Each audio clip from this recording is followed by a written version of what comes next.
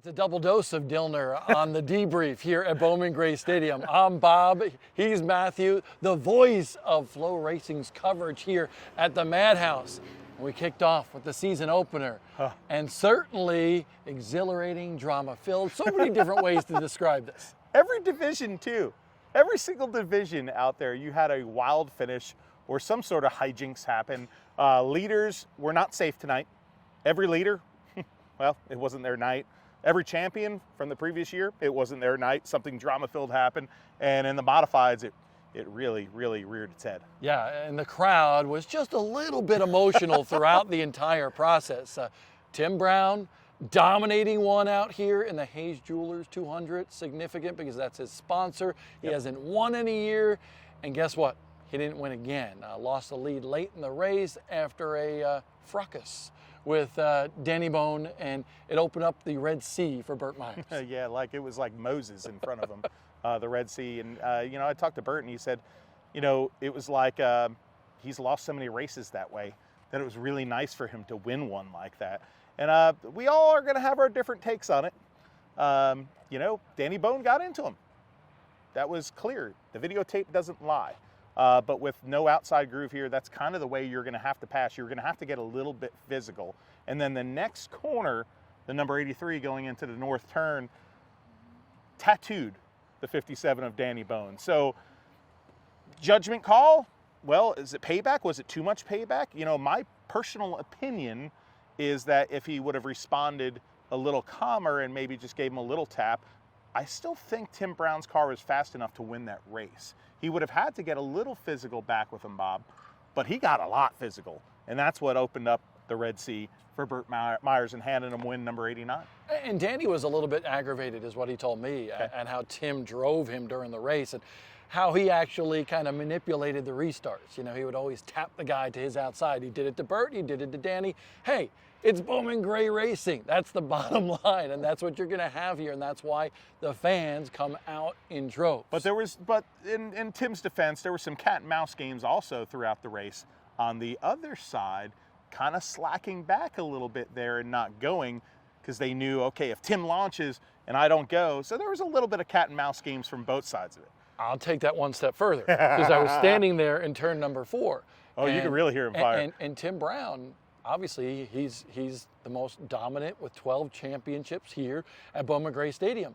But he manipulated the restart as the leader has the right to do. Yep. But listen, Burt didn't go because he was aggravated that Tim took him high and gave him a little nudge. So really, it was kind of back and forth. And Burt didn't fire because Tim Brown did that to him. So I love it. You know what? That's great. It is. Rivalries, excitement. It just really kind of goes on. But it also overshadows some unbelievable runs here tonight. Look at Fleming with a great run here tonight. Went to the back, to the front, and just a good run for several people. Brandon Ward had one of those nights that he went back and forth too. How many times did he go back and forth? Poor Brandon Ward. I mean, it was unbelievable. But, hey, Burt Myers coming out on top. 10th win in the Hayes Jewelers 200, a record. Tim Brown is the master here, of course, with the 12 championships. Well, Burt Myers is 10. He's only 2 behind. He's only a few wins behind. He's only 5 wins behind. These are the 2 guys on top of the mountain, the Mount Rushmore of current modified drivers. But like you said, Bob, the rivalries are what we live for. And these people in the stands, they live for it every single week. They don't want to come here and watch a bunch of guys just run around. Yeah, we don't want to see people wrecking each other every week. But those rivalries give you that anticipation, and you felt it there in the closing restarts. I mean, I know you probably did if you were down there. Yes. I was in the booth where I can't feel the energy as much, and we felt it up there. The crowd, you look there, and on that closing restart and the final laps, every single person was on their feet. Yes, they were. And listen, as I was walking down to get the climb out in Victory Lane, there were a lot of people cheering and a lot of people booing because bird season. You have 2 sides of the fence. You have Tim Brown people and you have Burt Myers people. That's just what this place is all about. And I want to talk a little bit about Tim Brown as well. Yes. Both of us went after our respective sound bites afterwards, and Tim Brown didn't want to comment, and I love how he told you he didn't want to comment. Well, Tim simply put, he didn't want to say anything. that would negatively reflect on his sponsors or anybody that he felt deserved a better finish tonight. And I respect him for that, because if I felt like I was wronged, I might probably blow up. So the fact that he had enough sense to control himself was actually pretty impressive.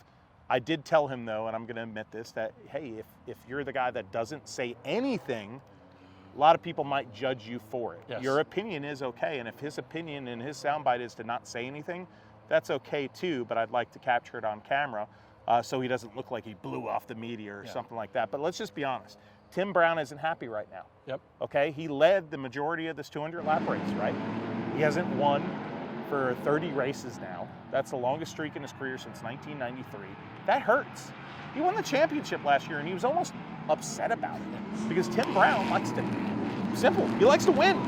And, like, that dude is not happy right now, and I can't say I don't blame him. Yeah, and both of us tried to approach those interviews with a class. lot of respect. Yep. And we waited for about respect a half an him. hour. Yes. Half an hour. And, it seems like, why are you still waiting? I said, I need to ask Tim, because as a reporter, you always want to get both sides of the story. Yes. Because You if you taught me only that. have Danny Bohn, basically mouthing off against, Tim Brown, then it doesn't look good either. And, For Tim. Yeah, for Tim, but it also doesn't look good like we didn't make the effort. And Tim said, he told you that. He also said, to me, he said, listen, if I say something, it's just not going to be good.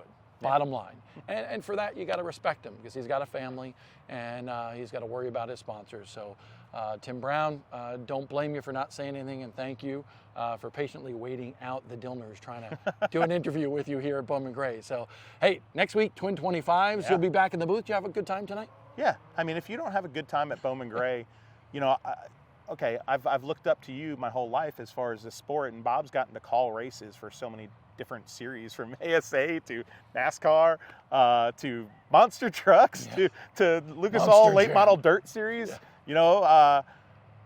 This is my second year ever calling races. I'm new to this, and I wish I realized in my 20s how much I enjoy it, and it's such a blessing to do it at the place that I love.